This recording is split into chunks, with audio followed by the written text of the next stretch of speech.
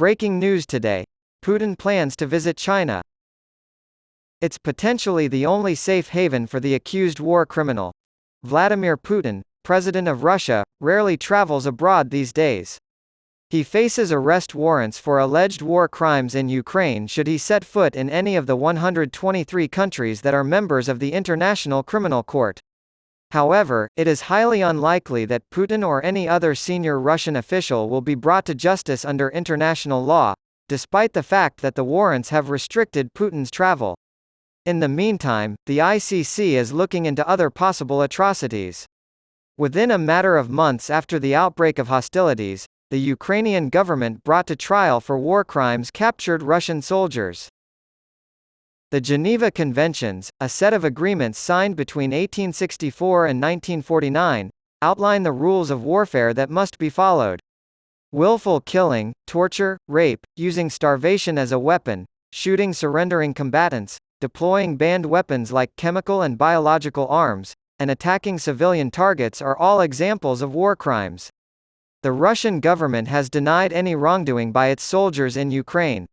After more than 2 decades, I feel like I need to make amends with John Sweeney. John has written occasionally for the New European, worked for the BBC for many years, and has recently become known for his films and reports from Ukraine, where he is often seen wearing his signature orange woolly hat. He is only a year younger than me, but I have no intention of uprooting my retirement to cover a war in which Western journalists are seen as the enemy by the war's creator, Vladimir Putin, when I reach his age. The real reason I'm apologizing is not Sweeney's bravery but Putin's aggressiveness. Putin's visit to London in the spring of 2000, during his early days as president, was met with open arms by Tony Blair.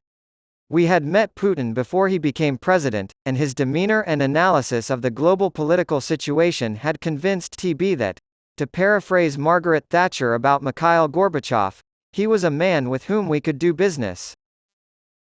Sweeney had made up his mind beforehand.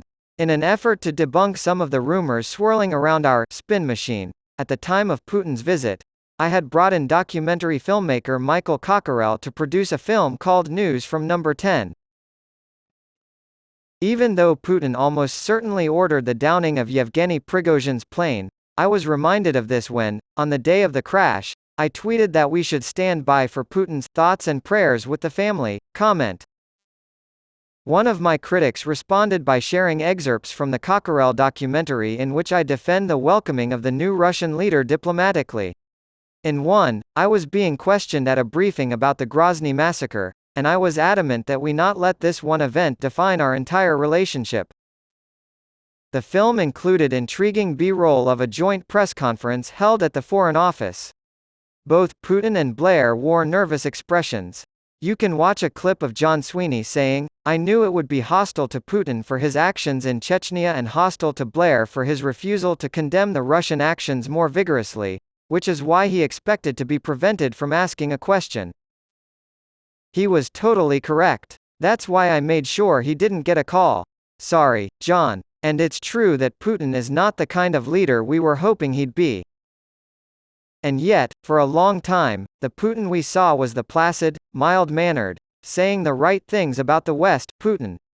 Around the time of the Iraq War, we had the opportunity to see a very different Putin up close and personal during a bilateral meeting at one of his private dachas, complete with a stable full of stallions and an Olympic-sized pool only he could use. Swaggering, curled, sarcastic lips, contemptuous of the thoughts of others. Jerking TB's chain, he refrained from referring to him as Bush's poodle, as some anti-war posters had.